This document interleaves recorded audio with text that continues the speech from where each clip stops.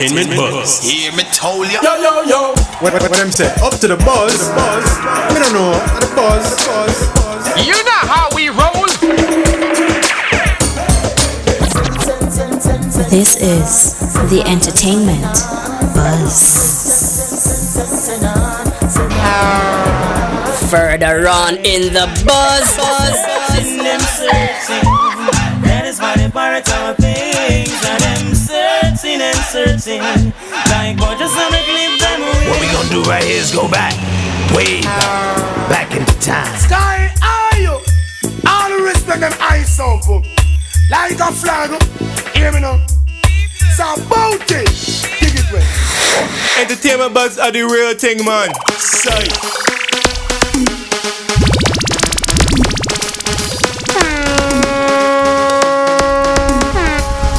And now, our feature presentation. Yes, sir. We want to say a very special welcome to the EBUZZ. I'm DJ Bones. And I am Kishima Francis. Want to say good night and welcome to our listeners. Those of you who are listening to the 107s, and of course, Bones, those of some of our listeners are just listening in wherever in the world they are using the IRFM mobile app. Member said free. So, yeah, thank you for keeping it locked. Feel free to follow us on our social media pages. I do believe there's a correction to this page. Is there Tell a me. new? Yes. Please I think allow. it's IRE FM official. Right. Yes. So I got a call one morning and asked me if the page just disappear. So remind them of it again. IRFM official. IRFM official. That's for Instagram. That's for Instagram. Feel free to also follow us on Twitter, IRE_FM, and of course join us on Facebook at IRFM. We're going to have a pretty zoomy night. Literally everything is zoomed. I know. Yeah. So let's hope. You feel lonely? Oh, no. I have Rashona here. I know, because, Yeah, okay, good. She's I mean, here. I'm here with you. Yes, but the virtual love is not as good as the real. Look, the hearts are flying, and that's all that matters. That is it. Go on, Rashona. You want, if looks could kill, me did a while ago when I looked at Rashona, give it.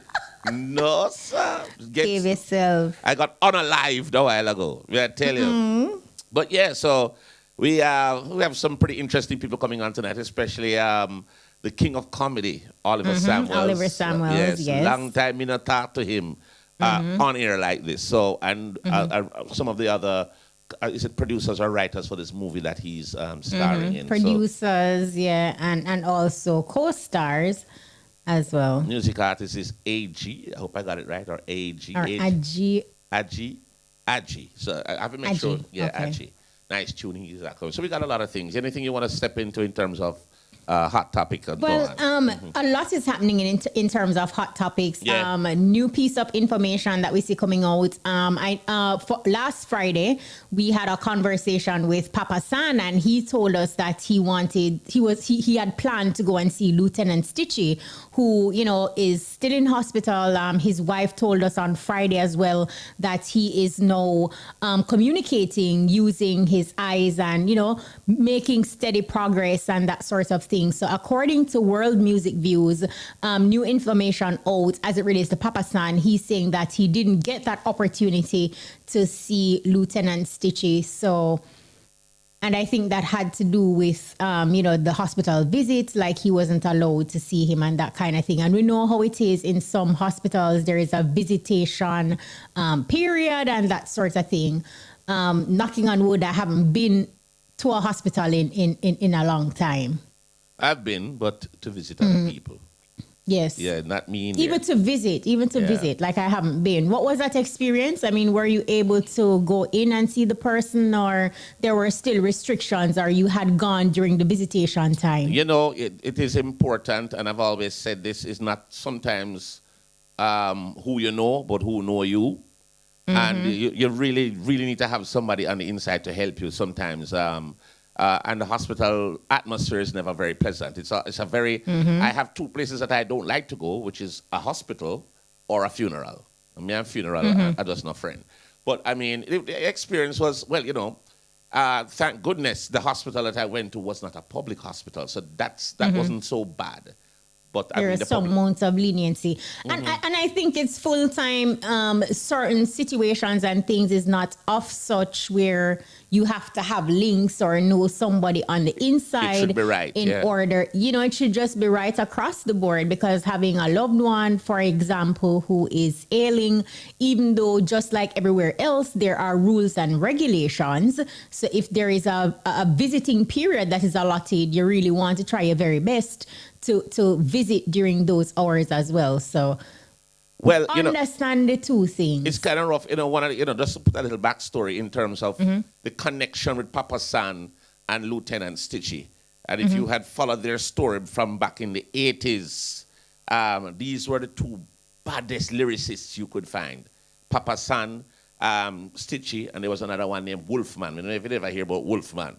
But these were the brothers who ran the dance hall back in them times, the 80s, 90s.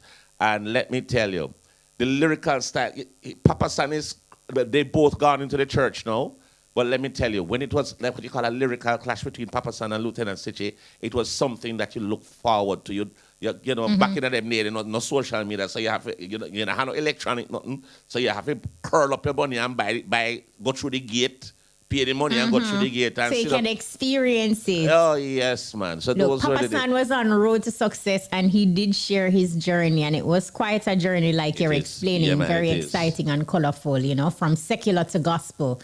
Yeah, and So there has to be rationale or reasons why they had to change. I mean, in terms of it is just a calling that they had. I think Marian had the same, where she just had enough and they transitioned. Danny Brownie, producer. There's quite a few of them that they're just and it tends to happen based on hearing these different stories. Like in the peak points of their careers, they just made this transition because of a feeling or that thing that they get. And one of the things I've always admired about Lieutenant Stitchie, one of the times I'll never forget when we were at Reggae Sumfest and he had an accident up in Trelawney, and he got fixed on foot, and he came on stage and performed with crutches. And I mean, he said he had to come and spread the word of the man, of the Lord, the good news, the gospel, and nothing was going to stop him from performing on Sumfest that night. So you have to admire people with that kind of work ethic, and Stitchie was one of those.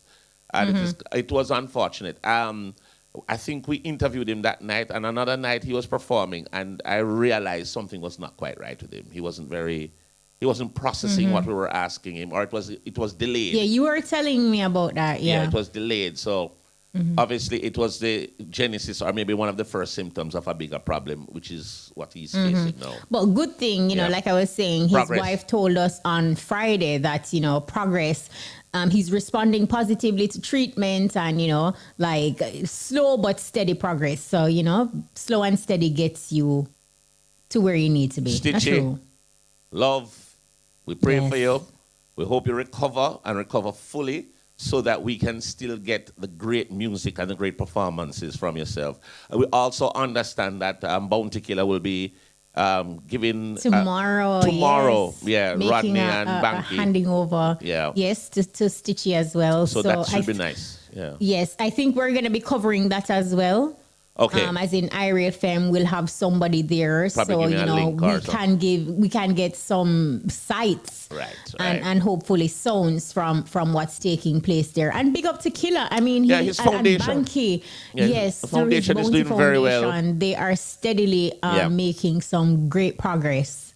And one of the things about it, it's not necessarily what they give, it's the thought of it and the consistency of it, because they've been consistent. Yes.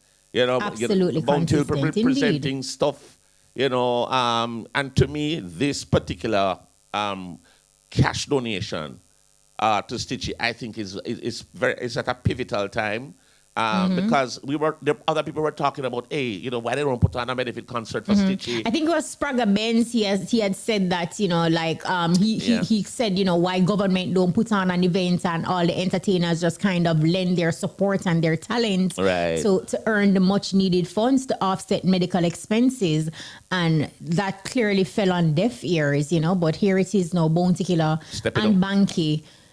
Paul Giscombe. Paul Giscombe. You're calling me right, yes. You got through, Paul. The Bounty Foundation, they're doing this great initiative for Stitchie. So it's a good look. We want to say kudos to the Bounty Foundation for doing that, because Now we hope now others will follow suit and, step up and just help this man, this great Jamaican gem that we have, get back on his feet and get back on stage. Because Stitchie is a young man. He still has a lot to offer.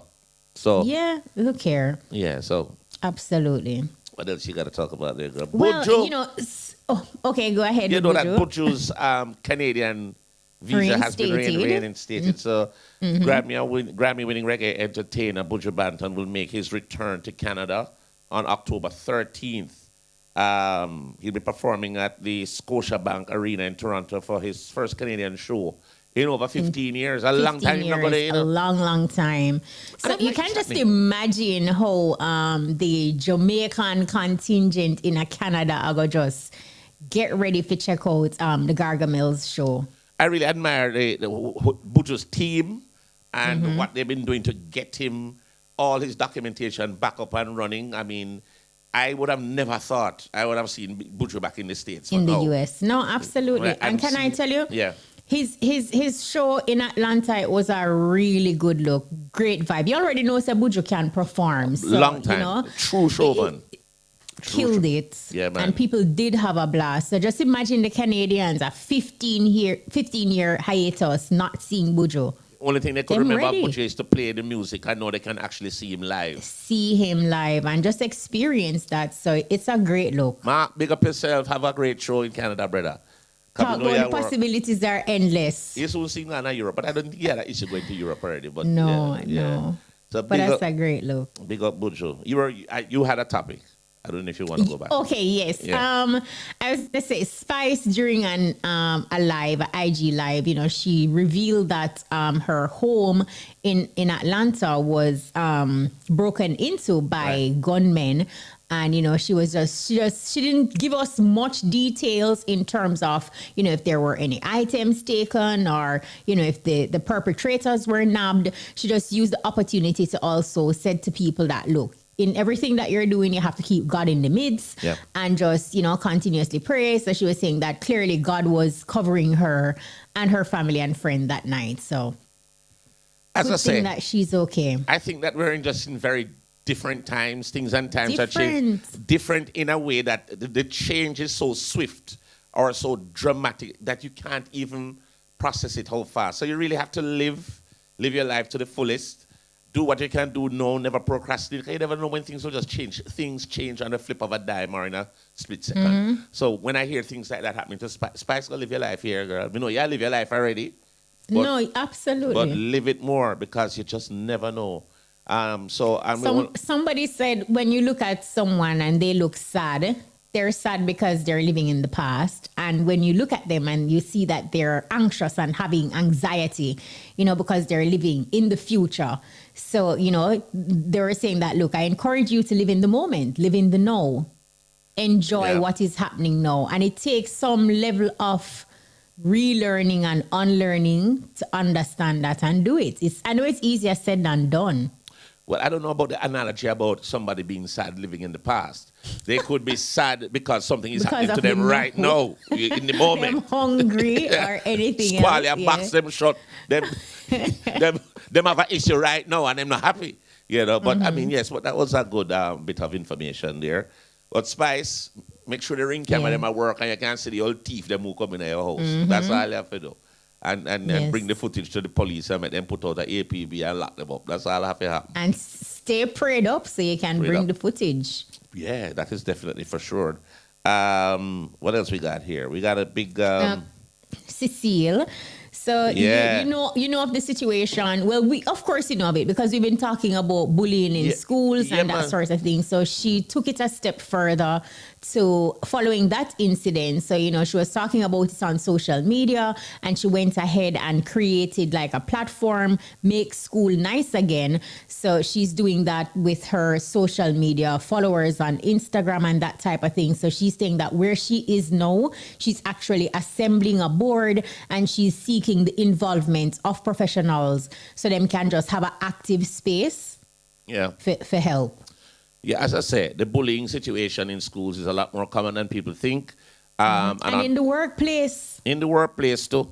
But you know, it is something where, as I said, most of the times, 90% of the times, bullies are cowards and they have to project.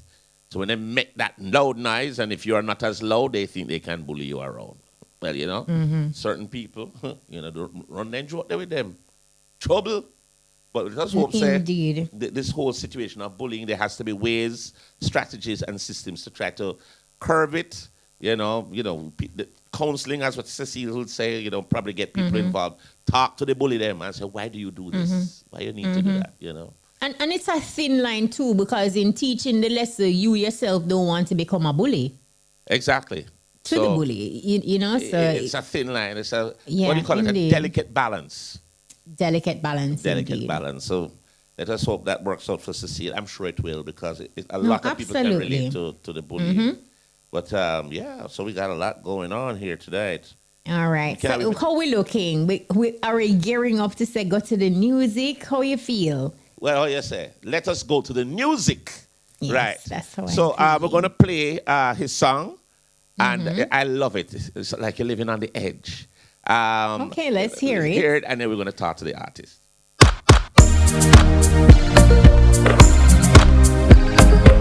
Stay dee da da da da. Oh oh. It's Friday night, I wanna wake my body up. My plug got my favorite stuff. Call my dogs up, they say the club is jumping. Girls are on and up. I need something in a cup. Hot, hot, I don't need warm up. The valet took the keys to my truck. Now it's time for me to get up. What's real? What's not? What's good? What's hard? Take a sip. What's that? Take a hot chick back to the spot. I wanna have some fun. Yeah, yeah. I wanna live on the edge. Yeah, yeah.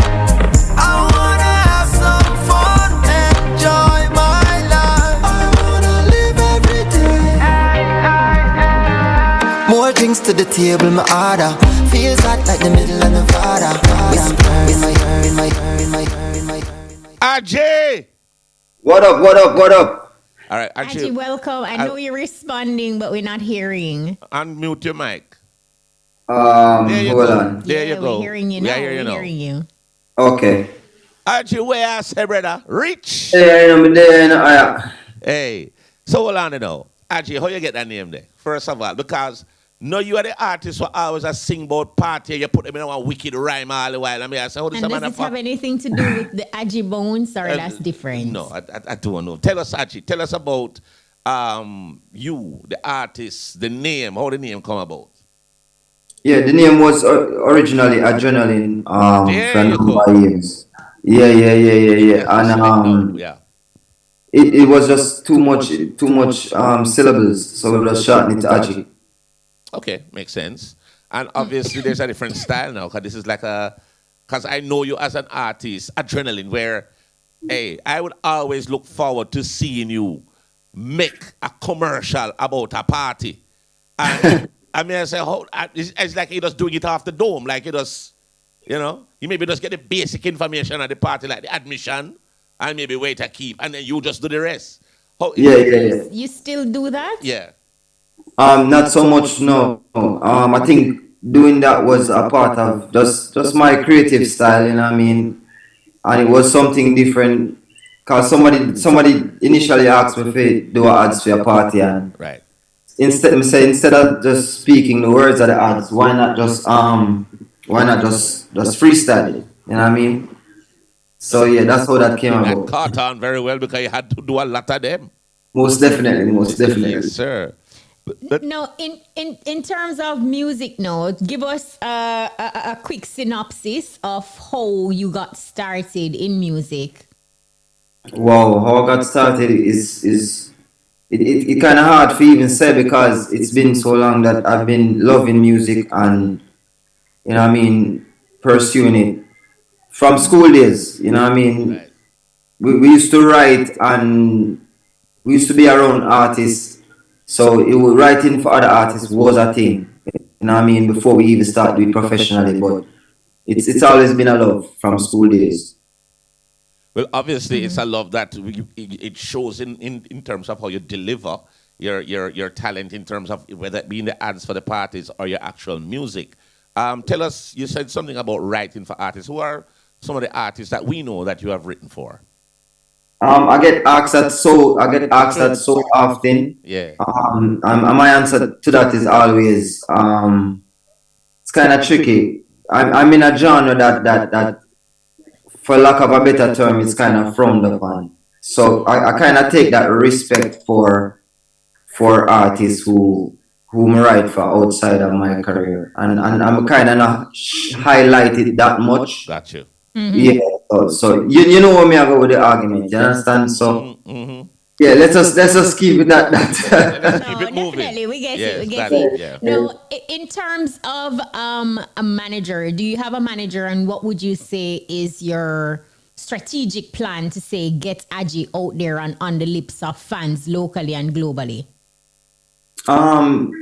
So right now I'm working with Cyclone Big Yard, specifically Robert Livingston. I don't think that it's good to have a plan, and there's always going to be a plan, but the greatest plan is the music, creating music that people can love and that can resonate with people. So that's what we're doing right now. With On the Edge, we are targeting a demographic of people who want to hear lighter music, who want to hear fun music, who want to enjoy themselves, you know what I mean? Yeah. And not keep it too dark.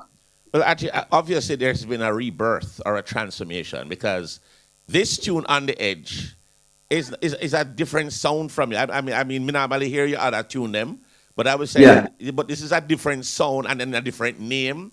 Is it that are you planning a reset now? This is going to be a new thing now. You're going to just say, start fresh, new name, new image, new everything? Or you still have a mixture? I wouldn't necessarily say it's a reset or a re-imaging or rebranding. I've always been versatile, and I've always had music that have different sounds. So it's more of me being me, and more people getting to understand. So, you can't really put him in a box, you know what I mean? Right. Because that's how I approach music. There's nothing in music that I hear that I say, no, I'm gonna do that. Or, you know what I mean? I'm gonna sing that type of song there. So yeah, it's the same thing. You mentioned that the song that you're currently promoting, you wanted something light and not as dark in comparison to some aspects of the music. How important is it for Ajji to stand out as opposed to fit in? Very important. I don't think I throughout my career I tried to fit in. I've always tried to stand out, and that's the reason why as we had talked about earlier, when somebody reached out to me and said they need a party ads, them want to big up them party, I did it the way how I did it, because I was never one to fit in. So I think it's the same type of thing, you know what I mean? And it's innate, it's in me to stand out. So you're going to get that in the music, you're going to get that in everything that I do. And I love that, because they could have easily say, from you hear the voice and I see the face, You know. Yeah, don't know. Well, that the one let me hear every day. Wow. Yeah. When you hear the voice, and I see the face, you know, even know who. Sometimes you don't know who I talk to you. And actually, I really like that, because, ever so often, Bones, like whenever we're having conversations, you'll hear an entertainer say, boy, this are going right now, so them just hop on the train, if I banging or whatever the case is, then them jump onto that. So it's good that is your ideology, as a entertainer looking to break in. Yeah, most definitely. I think when you do it that way, you kind of carve a lane for yourself, and then you're able to sustain your own lane. So it make more sense, you know what I mean, than for ride the wave or follow the fad, because that might be short-lived and then we have to do next, you know what I mean? So and fads fade. Very much so. But actually, before you came on, we played the song "Live on the Edge." We want to play it again so the people hear it, and then I want you to tell us a little bit about how this song came about. What was the inspiration behind it? But what we want to do, drop it first, let the people hear it again, and then we talk to you about it after, right? So here it is, the latest from Ajji.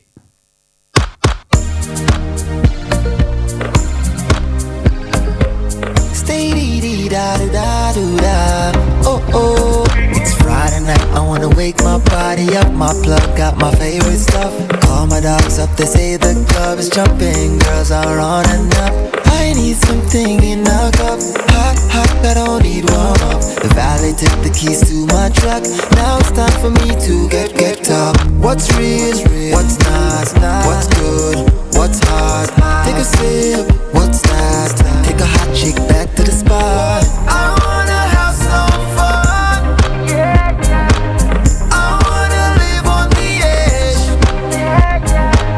I wanna have some fun, enjoy my life. I wanna live every day. More drinks to the table, my order. Feels hot like the middle of Nevada. Whisper in my ear that she wanna, cause she wanna get a son or a daughter. This song that's playing is my genre. I'm hotter than a steaming sauna. If I take one more, I'm a goner. With that pretty little queen from Ghana. What's real? What's not? What's good? What's hot? You know I'm hot. Let's just go back to the spot, girl. I wanna have some fun.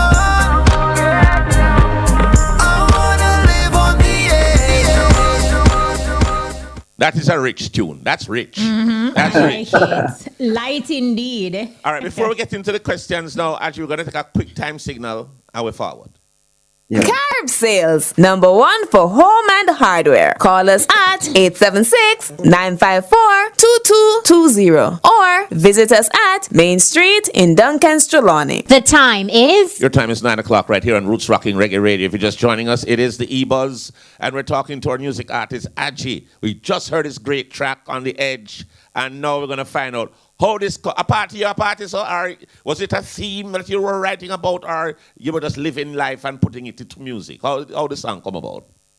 I mean, I think how the song came about was I was having a conversation with Robert, and he said, yo, me have an idea, and I feel like you can do it, and I'm always open to new things. As you mentioned earlier, yes, definitely a new sound for me. For real? But when he gave me the idea, I was excited about it. And I think one of the reasons why is because I knew that Cyclone Big Yard had what it takes to make that type of record a success. And so it's doing tremendously well, as a matter of fact, UK, Sweden, Australia, various places. But the idea of the song really was to go against the grid, you know what I mean? Go against the grid of what's happening now, the darkness and the depression music, and it's like every youth just want to hear that song, they know we just put you in a more depression, and we just want to kind of go against the grid. So that's how it came about, and that's how we want people to receive it. We want it to alter your mood as soon as you hear it, and I think we have accomplished that. It does. No, absolutely. What I want to ask you though, Ajji, is describe for us Robert Livingston, for example. It was the manager for one of dancehall's biggest stars, Shaggy. Describe for us what it is like working with a Robert Livingston. It's very educational. Yep. And inspirational. That I can tell you, because you kind of get the sense that you know certain things, and then you come around a legend like this now, I realize you don't know nothing. Yeah.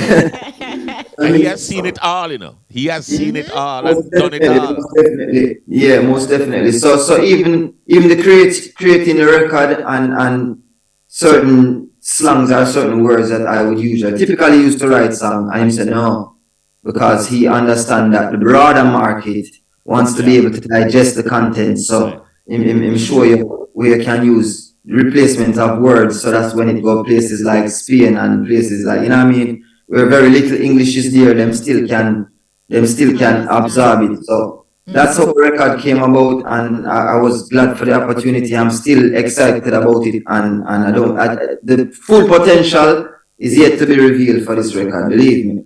Well, when you have a connection or a linkage with like a Big Yard Cyclone label, and I've known Robert for a long time. Robert is not the biggest talker, it's all about action with him, You want to make sure, say, when him call me, him just say, yeah, big man thing. Yeah, big man thing. Here, the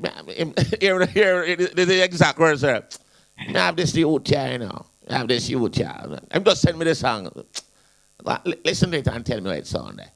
I'm just saying it's bad, man. All right, go and deal with it. You know? And I done it. I just come off my phone, I got so. Yeah, man, exactly. You know, yeah, one big of up the Robert. things that you mentioned too, Ajji, that I like what you said in terms of, you know, this is an industry where egos are big, right? So the fact that you are around a Robert Livingston and like the first thing you said is that, you know, you're learning a lot. Because it's important that you're open to learning. Because as a creative, how do you take the suggestions that you're getting when, you know, sometimes you can almost see the project from start to finish, and you know, like attachments are there too when you're working on a project. How do you deal with that? It's about being receptive to difference. You know what I mean? Yeah. And it's about understanding that if, let's say, for example, I came into your field, which I would say is media and broadcasting, then we kind of trust you for give me the direction and trust you because you've been doing it. So it was sort of the same thing with Robert. Outside of that, I was always the artist who kind of spearhead my own thing to one extent. So it was about giving him the pilot seat, and I just feel like say once you're willing to do that, then there's a lot to learn and there's a lot to gain. Indeed. That's awesome. Couple of things, Ajji. We want to find out.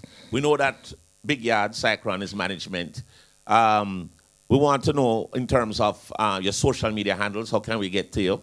Want to book you? Well, we know pretty much going to be Cyclone, but a lot of people get booked straight through the social media these days. So with the new name now, the abbreviated Ajji, is that now the social media name? Tell us how we can reach you.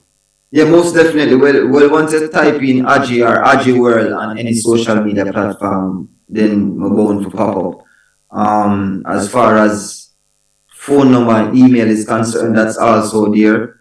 And if you DM me, I will respond. I'm one of those people that will respond. Eventually, I'm going to get to it.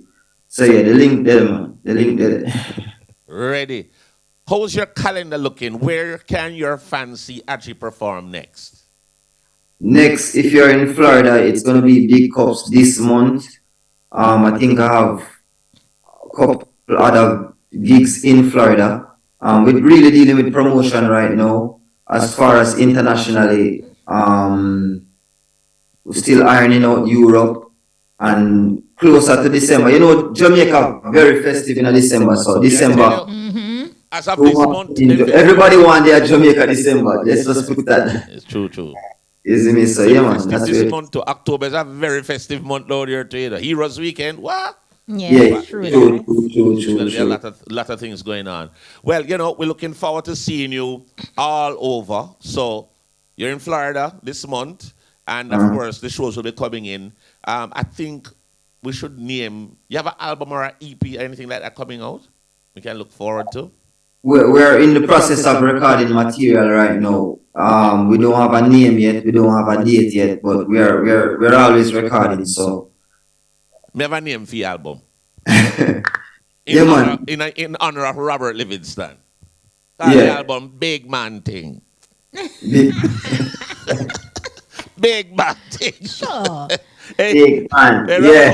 When you want to set it straight, Big Man. Big man. Yeah, listen to me now. Yes. Yeah. Well, big up to Robert Livingston. Robert, big up yourself, Regin. Big up, Robert. Yeah, man. But Ajji, we wish you all the best. We do. You have great guidance with Robert Livingston, you know. So we're looking for greatness from you, to be honest. So just continue doing it. And thank you guys for the platform tonight, and you know what I mean. Thank you for taking the time out for interviewing, most definitely. Yeah, no problem. No problem. And when the EP is ready, just make us have it so we can premiere it. And then on top of that, now anybody you want to big up, I mean, we know the management, but if you have any other people you want to big up, you can do that right now. Before you go. Yeah, well, big up everybody who support the career, support the music, continue to stream. Check out Ajji Vivo, check out Ajji World on Instagram, Thread, Twitter, all the social media platform, and let us just keep music positive and keep music fun, you know what I mean, so more people can enjoy it, you know. Yeah, well, that song is definitely a spirit lifter. It make you feel like you want to dance right away as you hear it. So big up yourself, Ajji, and keep doing the do, brother. Yeah, keep big shining. up Ajji. I'll definitely add it to my playlist Yeah, man, for it's bad. sure. What you say? Mad. I tell you. Big up, Ajji. Enough love. See you later. Big up. All right. I like how that look. You want to hear this as a segue now? Yeah? Big up, Ajji. And we're going into a big up right now. What's the party we're going to be talking about now? We're going to be talking. I think we're going to be talking Spain with Town Lady soaking, Timry. yeah. Spain Town soaking wet. The party And sound like Lady Timry is the host. that sound like bath suit and trunks. That's how it go. Water party. Water party. Something like that. Lady Timry, good night. Hi Timry, welcome. Wagwan. Hi, Kashima. Hi, Bones. Good night. Good night. Oh, Timry. Look like you start party already. Timry sound like in a pool already, man. How are you going with? Hello, me for tell you around one place, around one part, preparing for Sunday. This excitement. All right, I want you to give us all the specifics of this event. Tell us where it is, when it is, what's the admission, who is on the bill, and what time we need for each.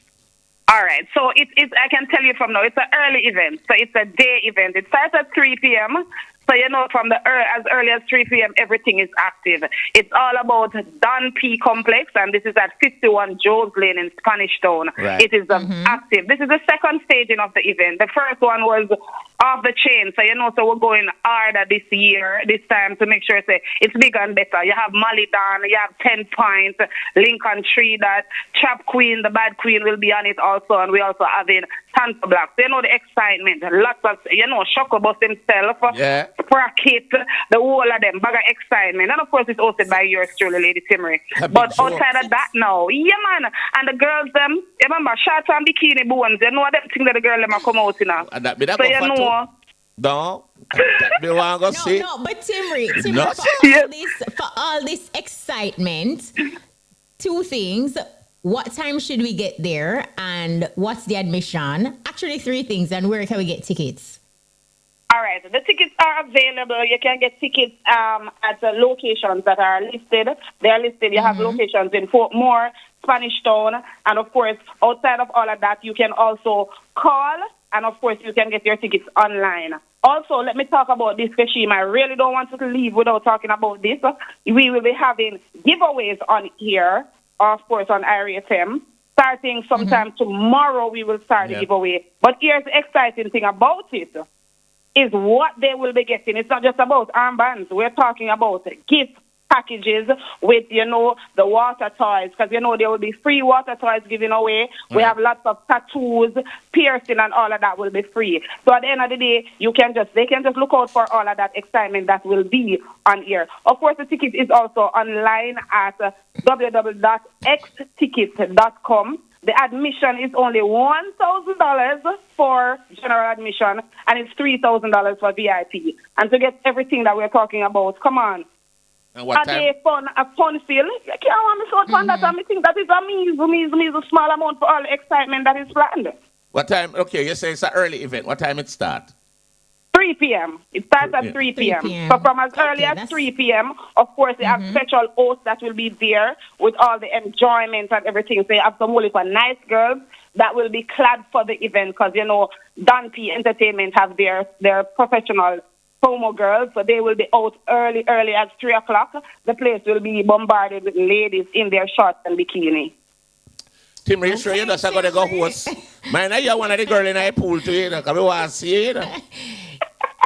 Dan Bones, I tell you, here in Bones, let me tell you this. I will definitely be there in what I'm supposed to be there in, without a doubt, because I have to represent. And remember, I'm representing Iris, so everything just you're going to have on jacket and tie then. We can't work with you. You go on, yeah. I want it. Kashima, you believe that, Kashima? If you're representing, you have to go push up your stage. I know you are Queen Excitement. Massa. Yeah. I know it's definitely going to be an epic event, and we wish you all the best with this promotion. Soaking wet. Look here. The name alone. You could sell ice to an Eskimo right now. Soaking we're wet. feeling the vibe. Oh my goodness. It's gonna be a fun filled one. So everybody just needs to come out and make sure the ladies will be out in their numbers. Right. And if anywhere ladies there, the man them are gonna come out. That's right. All right, Tim, we wish you all the best, and hope it does well. I know it will. Of course. Thanks much. All right, no All problem. right, thank you. So that was Lady Timry, and it is Soaking Wet. It's on Sunday, October 6th. So make sure you check it out. But I tell you, so we have some folks on our Zoom already. We want to say welcome to them. But we want to talk about the movie. What the movie name? Sugar Dumpling. Sugar Dumpling. That is what I want to talk about. Short film. We saw the trailer, and remember you and I were talking about it, and then I know you said initially, like, I know from long time, say you're not the movie type, and when you saw the trailer, you were saying to me that, look, you can't wait for watch it, and I was like, I want to. So that definitely grip you, just by looking at the trailer. Like, I know you wanted to see more, and tonight we're definitely going to be delving a little deeper into the film. Hopefully we can give our listeners some information and some good details, because it's not just one of those regular films. There is a strong meaning. Yeah. One of the things that that caught me, and that's where my excitement level was a little on the higher side of things, was just the obvious production. I mean, it was the beauty of the film, the color. You look like you're watching something on Netflix, or it's not one of the Jamaican comedy then. It is something that is professional, and Oliver, it just shows his diversity, because a lot of people don't know that Oliver is quite articulate and a brilliant man. When you see him around him joke, you're like, yes, master, I tell you, say them are sitting here. In talk already. Look, I think when he's ready, he shared his journey on the road to success, and that was really epic. He's my good brethren too, so we're looking forward. And I think on Zoom right now we have Tristan Barrocks. He is writer and director, and we have Chantal Riley. She's a lead actress and executive producer.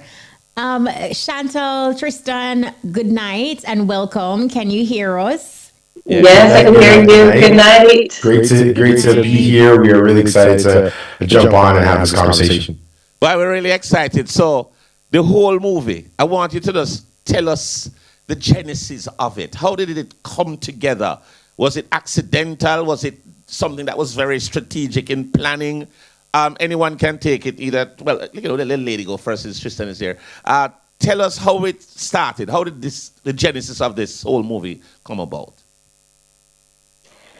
Well, Tristan actually approached me with this project first about the top of last year. And it's funny because at that time I had turned down a previous project and was coming on as a producer for the first time, something I'd been praying about for a very long time. And when I turned down one project, an hour later, Tristan phoned me and presented this Sugar Dumpling to me, and I knew it was a sign from God immediately that was something I had to jump on and do.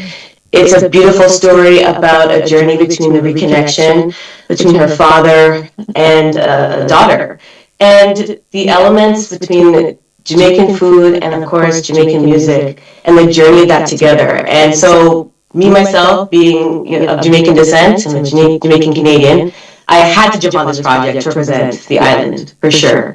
And so after reading the script and going through the story with Tristan, I knew 100% that this project was going to be something very, very special.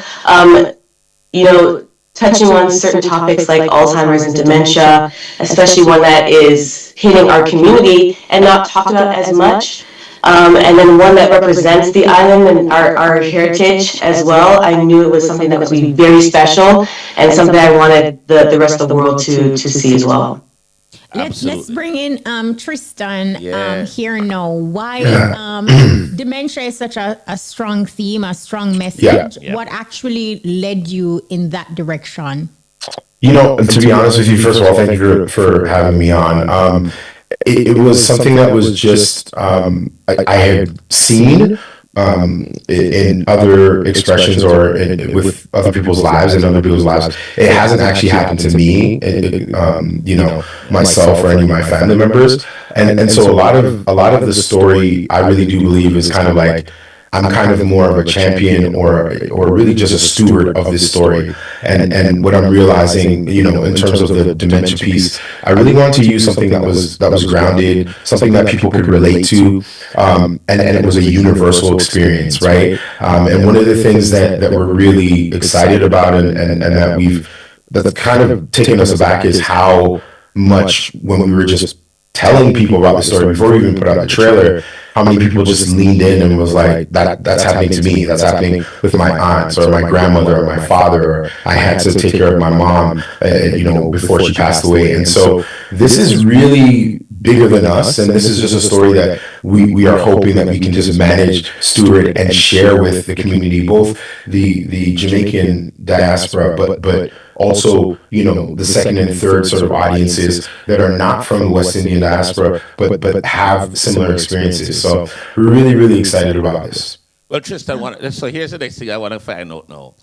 How did you incorporate Oliver Samuels into this particular picture? Was it, how did you get, you had him particular in mind, or how did you get to him? Yeah, no, that's a great question. So to be honest with you, we couldn't even dream of Oliver, working with Oliver in the first place, because he's such a legend, right? He's in the pantheon of the most valued and appreciated and the biggest stars that Jamaica has ever produced, right? And so to think of working with Oliver, this legend, was just kind of out of reach. And initially we had some other individuals that we had approached, and it didn't work out. We were actually initially going to shoot and produce the project last fall around this exact time, and it didn't work out. And we were kind of at a low. And around that time, we kind of said, we're going to push the project till this spring, 2024 spring.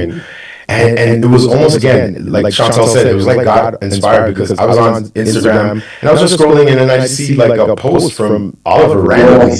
And he was just by his tree and said, "Hi everybody, I just want to say hi and show you my mango tree and stuff." And I was like, yes. And then the one thing led to another. I reached out to Chantal, and Chantal was like, "Do you know anybody from his team?" I was like, "No." She's like, "Okay, don't worry about it." And in 2 weeks, we got in touch with Oliver and his team, and next thing you know, he's like, "Yeah, we're gonna be on board." And so it's been a dream come true. I grew up watching Oliver, and so to be able to work with him and to also give him the space to be able to be creative in this way, to show his creativity in this way. Oftentimes as artists, we don't get an opportunity to really show a different side of ourselves. And I think, the story is more dramatic, although there are nice threads of comedy in there. Because, come on, you have Oliver, you got to put some comedy in there. There are so many threads that are heartwarming, that are dramatic, and he was ready for the challenge. He was like, "Tristan, just tell me what to do, and I'm ready." I'm like, "You're the master, you're Oliver, right?" And we see joining us, we also have Donisha, Prendergast, executive director, producer. Yeah. And we have, of course, lead actor, the legendary Oliver Samuels. Olivia Adams. Right? But before we get to the lead actor, Donisha, if you can just tell us about your involvement in the film. How did you, become a part of this project? Yes, well, give thanks for having us to talk about this very important topic. This short film, Sugar Dumpling, has a lot of fight in there. When I first came across the script, right around the time that Tristan was going to production, and I realized the deeper themes and meanings and opportunities that the film presented around social impact, and finding a way for corporate entities even to really understand the capacity of film as a tool in these different spaces. So I was able to get some support from Grace Canada, who provided some products and stuff for us. We also included it in the film. But now we're talking about the social impact aspect of everything. So as we'll get into later, we're now working with the Alzheimer's Association of Ontario to build out some programming to take across Canada, as well as looking at what our international film festival rollout looks like when it comes on to bringing the themes alive but I don't want to take up too much space because the great Oliver Samuels is here, and I too first want to hear from you, sir. What's your The great Oliver Samuels. Hi, Dad. The great Papa Oliver. Big up yourself.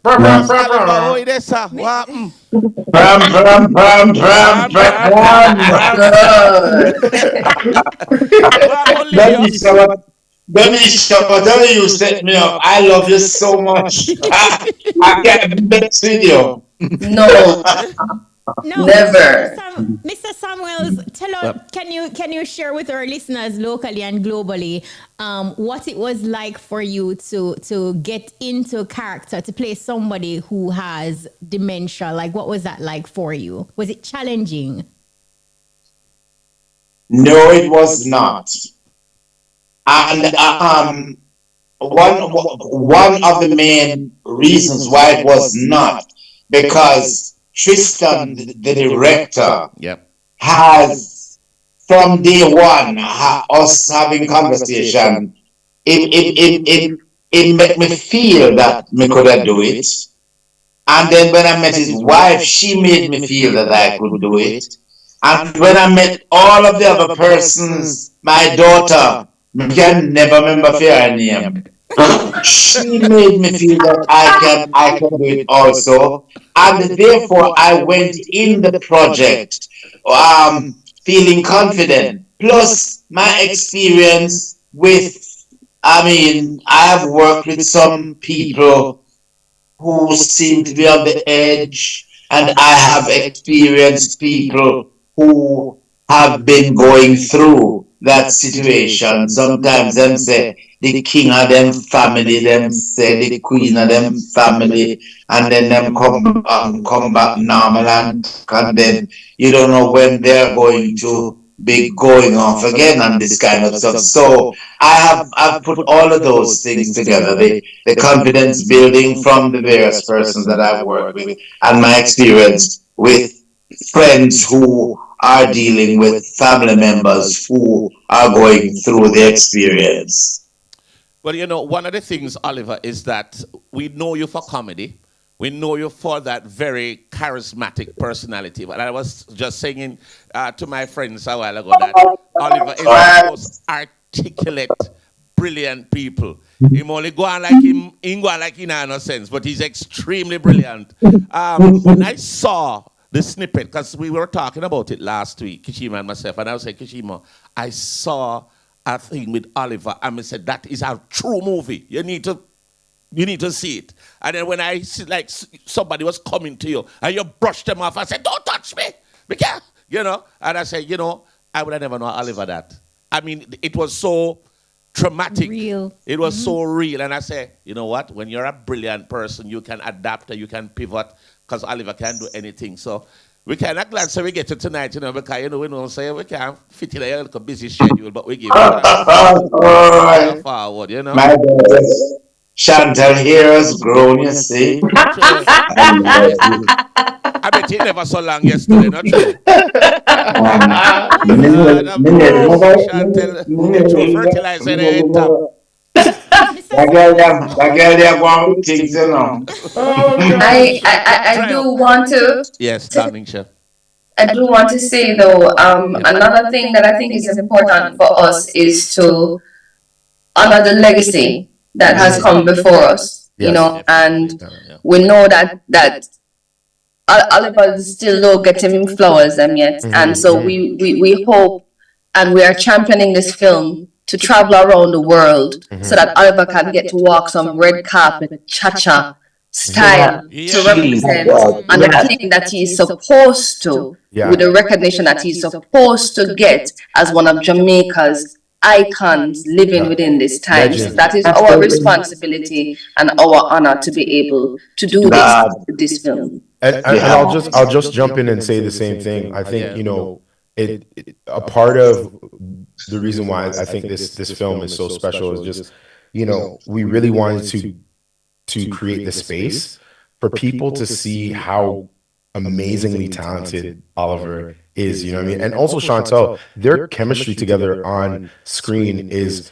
it was thick, it was rich. There were It's moments. magnificent. Magnificent, yes, Yeah. yes, Papa.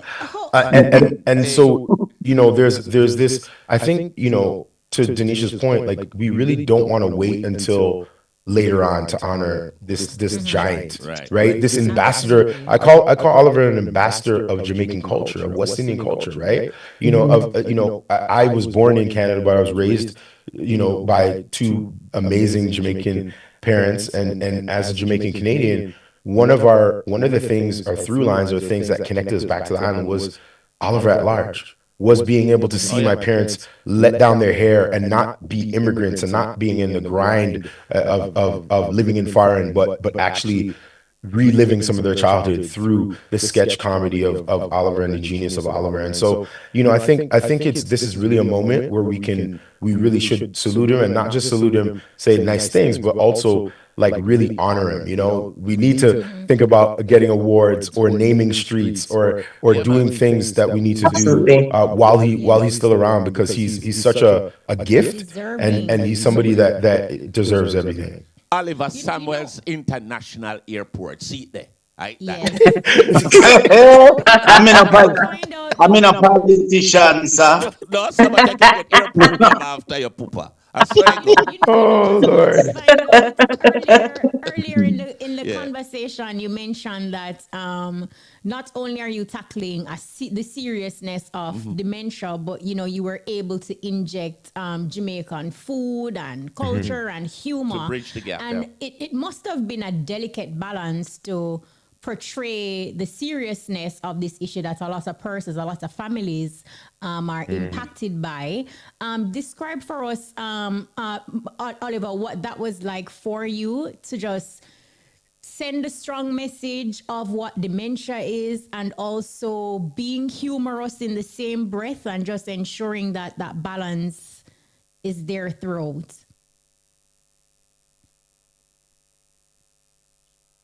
What a happiness. Anyway, as I said again, you see, Tristan and the writers, Chantal and they knew exactly what they wanted from the piece. Then not because I tell you something, when I go in there and I see people pass smoke and smoke, and I said that is them I work pass smoke, yeah. And Tristan said to me, come here.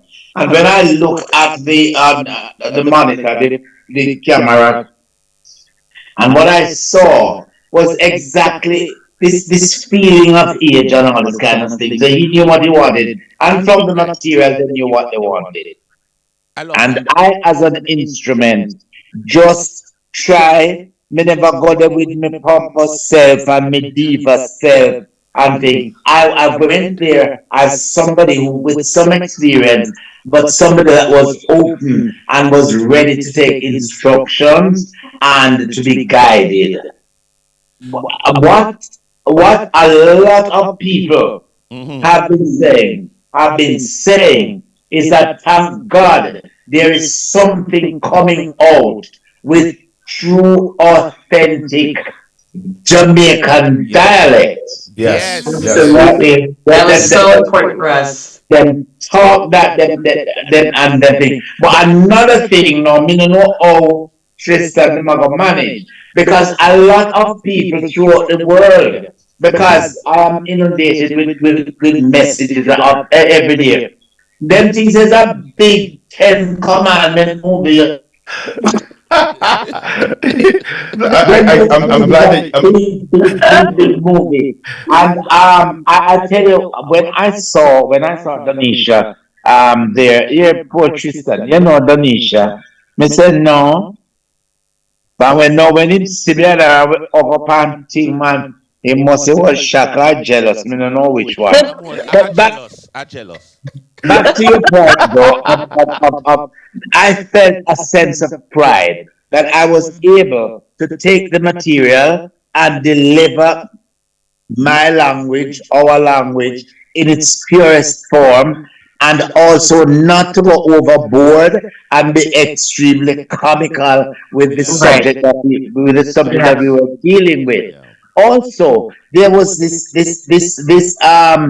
what was always constant in my mind is that my daughter is trying to build a relationship, trying to mend a relationship, because I would imagine me and the mother did left long time and she did either Hey, from. don't tell too much of the story, eh? Alright, then stop me and The now. people have to come and watch the story and stuff. Yes, but the whole thing is the backstory. I was familiar with the backstory. I interpret the script in a particular way. So it was a real joy for me to be there. It was wonderful having that little Miss Prendergast there, Not true. and the professionalism of the entire team was just out of this world.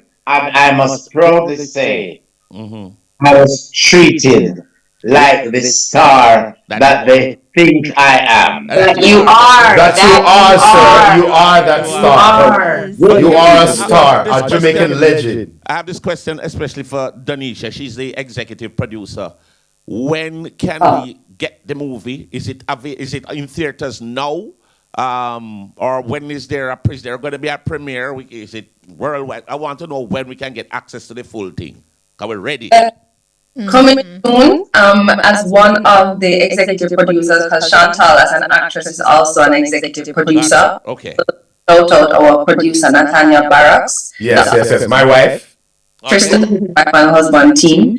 But we are in our film festival submission stage right now. So far we've submitted to Sundance, to Cannes, American Black Film Festival, a few other popular international film festivals, and are hoping, building towards coming to Jamaica in February of 2025 for our time for the people to come out and support. And in addition to the screening, naturally, we'll be having talkbacks to also platform conversations around dementia awareness, and hopefully to also do a research project while the film is building momentum, because we find an opportunity here to really zone in on the Jamaican Canadian side of things. Right.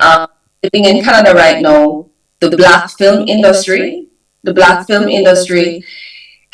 dare I say, is really the Jamaican Canadian film industry, but we're just using the term black right now. Preach. Now, the stories that the black filmmakers in Canada are telling are Jamaican stories, because they're children who grew up in Jamaican households. It's just that it's being classified as just black, which I find flattens the experience. So for me, living here in Canada right now, is trying to create a more dynamic space around the language and the understanding of what black storytelling looks like in North America and the rest of the world.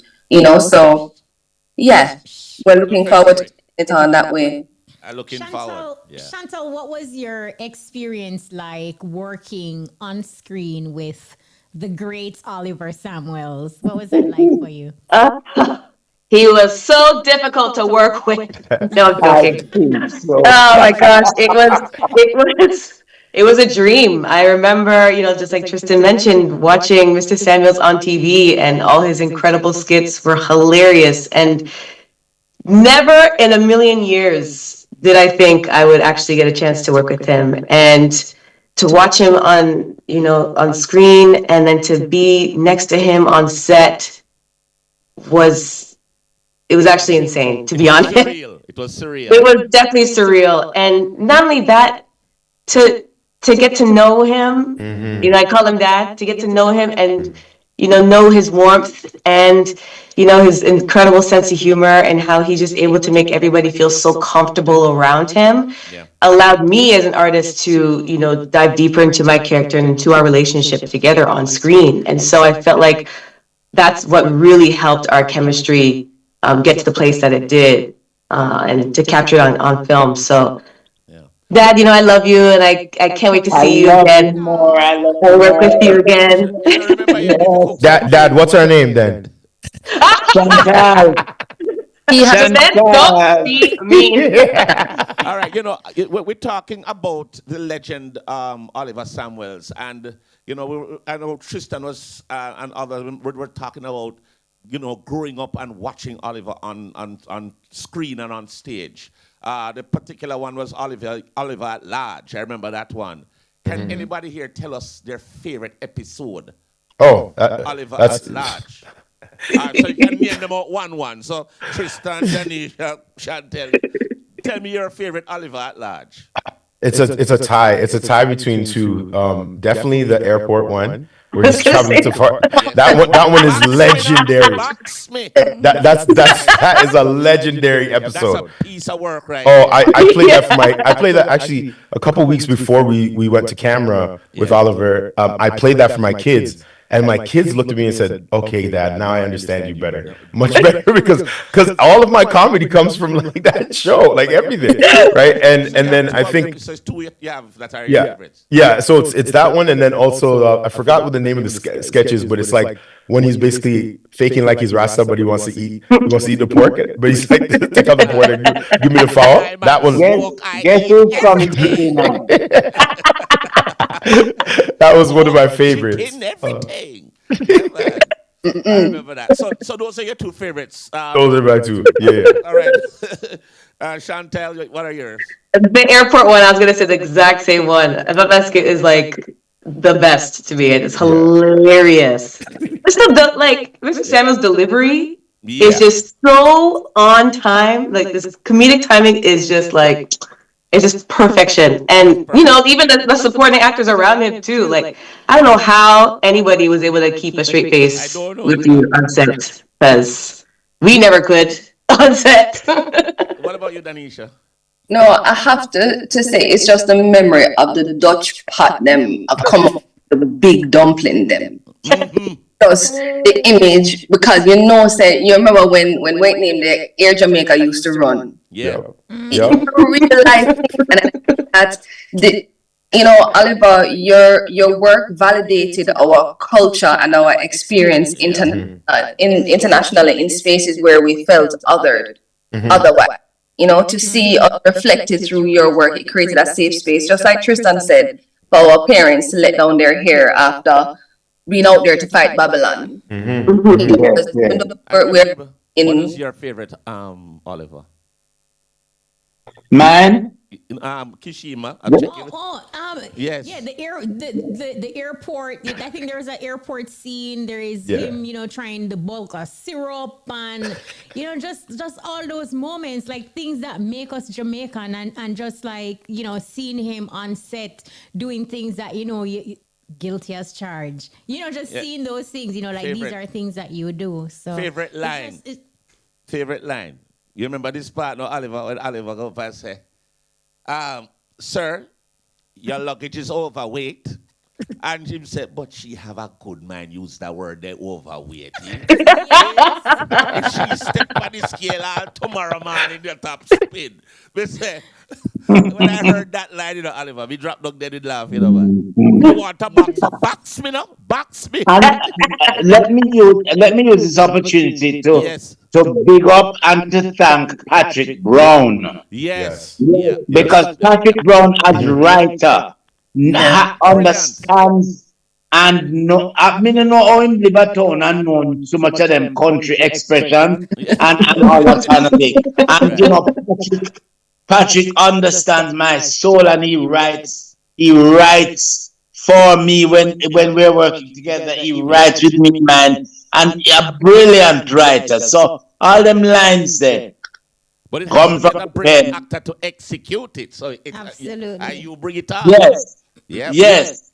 But I big him up every time because I really and truly think he did magnificently with those things that live on for these years. I watch them on YouTube all the time when I get a chance. So much span across several generations. Decades, it's amazing. Tristan, why the name Sugar Dumpling though for the film? So it's actually a lot simpler than people think. Initially, when I came up with the idea of the story, I was kind of workshopping it with my wife. We were kind of brainstorming, and she's like, initially it was supposed to be a son and a father story, and she was like, no, change it to to a girl, right? And let the dad call her Sugar Dumpling, my sweet Sugar Dumpling. And I was like, okay. And it actually, in a lot of ways, I took inspiration from the relationship that she has with her father, as well as, you know, the comedic tones from an Oliver at Large, and then as well as wrapping it into taking some comedic moments and ideas. That Oliver's character's name is Desmond in the film, and that's actually paying homage to the show Desmond, because Desmond and Oliver at Large were the two West Indian shows I watched as a kid, and that were exported, you know. And so there's sort of that through line of like honoring heritage, but then also making it really feel like home by utilizing like my wife and her father's relationship. Wow. Looking forward. Oliver, for persons who watch the film, what do you hope they take away from it? And don't give away the whole plot. That me can't. Movie. I beg you to shut out the whole movie. Don't give up the whole movie, please. Thank you. No, that's all. That's I want them to understand. One, the relationships, and I also want them to recognize that this thing in our society, it's real. The Alzheimer thing, you know, and also that them convince me can move from the laughter to the serious. Mm-hmm. You do it very well, sir. Thank you, sir. Yes, master. I mean, I feel big you up and me big you up, master. So you go you always a big me up. Hey, so, Oliver, me have to ask now, how is my friend Lesmore? Long time I don't see him. I don't know where in the world he is. He's a fly plane, man. And I don't know which part in the world in there. Big up Lesmore. So, Kishima Lesmore is a good friend of mine. It's Oliver's son. And as a young youth, Lesmore and I would fly all around. Lesmore used to fly the little Cessna 1, I think it was a 182 or the 150. Carry me go on the grill all the time. And he said to me, Bones, you know that Oliver Samuels is my father. I say, you know, see me I look upon you, you know, your favor him for true. Really favor him, you know? So it was always good to hear from. But I'm glad him good and you are good. I do want to jump in and just say one quick thing. For those that want to get more information about the film, about the project, please head over to sugardumplingfilm.com, sugardumplingfilm.com. Join the mailing list. No, we will not be spamming you with a whole bunch of emails. We want to keep you up to date. One of the things that we want people to know is that this is a completely self-funded project. My wife and I, as well as Chantal, Donisha, all of us kind of pulled our resources together, our financial resources together, our relationship resources together, just everything to make this film possible. We believe in it. We believe in the power of West Indian storytelling, of Jamaican storytelling, and exporting that out into the world. One of the things that has happened in the past with Jamaican culture is that other people have taken it, exported it, and we haven't been the benefactors of it, meaning Jamaicans or those that are part of the Jamaican diaspora. We want to. There is a resurgence of great storytellers coming out of the West Indies, but specifically from Jamaica, and we want to be a part of that new conversation of creatives that are reclaiming our stories and then being able to show it on the largest, best platforms possible, because we believe that our stories are just as special, just as insightful, just as layered, just as nuanced as any other films or creative stories coming out of any other territories or any other places in the world. Well, Tristan, is there a social media? Again? Yeah, the website, I was going to ask you just the same thing. So it's www.sugardumplingfilm.com. Is there social media pages for your film also? Yes, it's the same thing too. So Sugar Dumpling, the film. Yeah, Sugar Dumpling, the film, across all social media platforms. That's TikTok, Instagram, YouTube. Join all of those platforms. That'll help us spread the word. Definitely. We have literally millions of Jamaicans across the globe. We want to make sure the trailer and the film and what we're doing with the project, both on a festival side, but also on the social impact side. There's so many themes here. Dementia is a big deal, but also being a healthcare worker and then coming home and having to take care of your family members, or what does it mean to deal with aging parents, right? What does it mean to have to love somebody and embrace somebody in relationship that you don't really like, right? All of these different nuances that we deal with every single day as people, the film deals with it, and we want to be able to allow this film to be a campfire that starts and sparks even more conversations within our communities.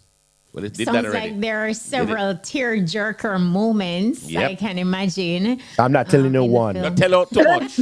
No, not talk. You're not getting one. Bring a tissue. Yeah. Oliver said no, not talk, not talk. So for Chantal and Oliver, as creatives, actors, actress, what do you have working on? Do you have any other films that we can look out for? Any other special projects other than Sugar Dumpling? That's the question is directed to me. Yes, both you and Chantal. Yes. Well, let me say, for me, I believe that Donisha, Tristan, and Chantal have something up their sleeves for me. Oh. And for the theater, I am now on the road. Florida I'll be in Atlanta Friday and Saturday. Right. And then I'm off to Europe on Monday. What you say? Nice. Europe. Man, I travel to do a stint there. Yes, of course. And then I return back. And you're forward. This is how it was the whole time. I know. We were trying to film, and this guy would just do this all the time. And That's him. That's Sir Oliver, please, can we be focused for a minute? We're supposed to cry in this part. All right, we're gonna get to that, but I have to do this all the time. The man said the mango tree mean like star apple. We never forget that too. That sound festive. How about you, Chantal? Yeah. Any special projects other than Sugar Dumpling that you can tell us about?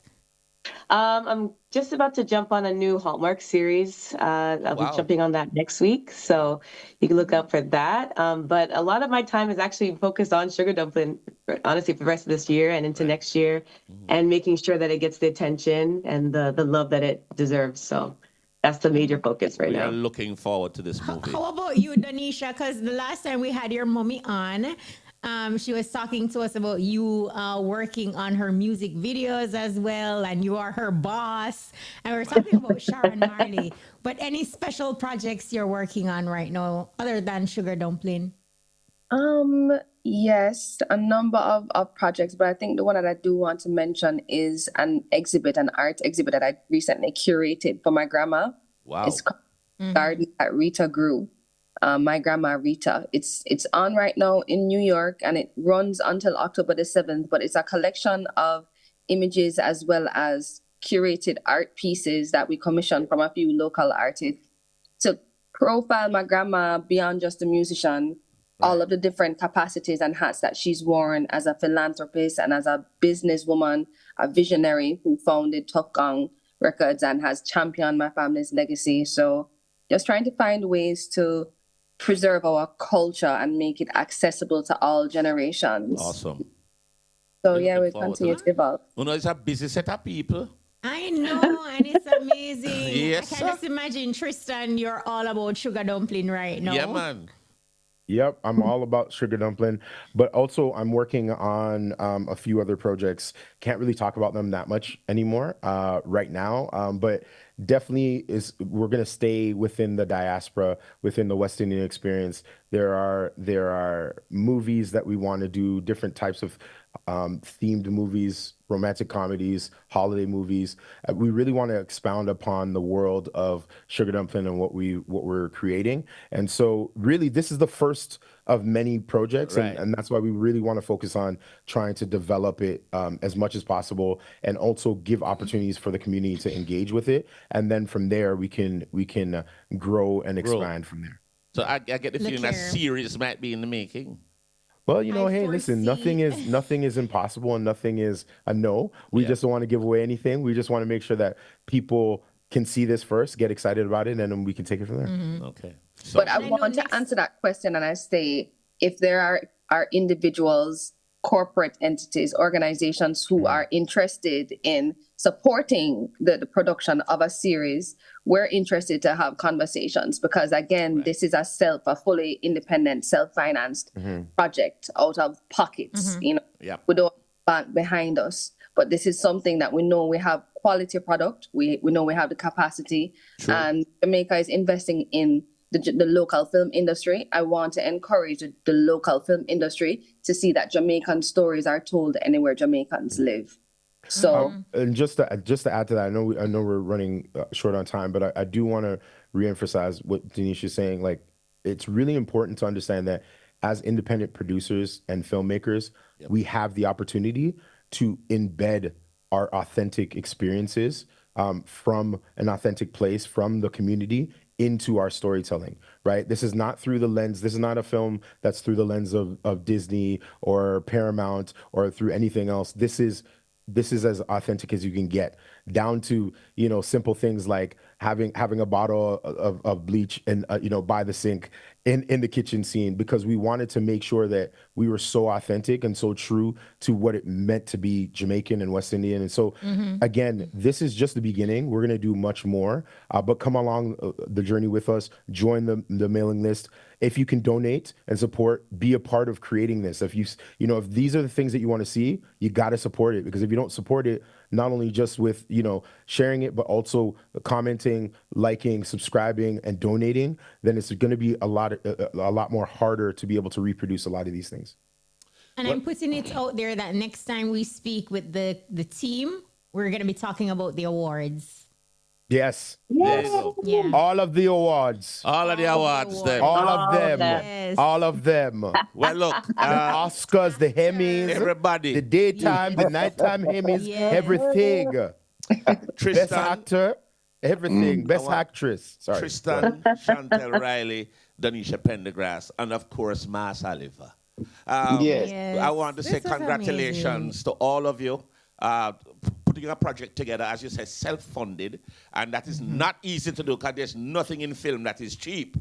And we want to say congratulations to you. We're looking forward to seeing this in February in Jamaica, because a lot of Jamaicans are going to be looking forward to seeing it if they can't be where it is around the world. No, maybe we should do a live show.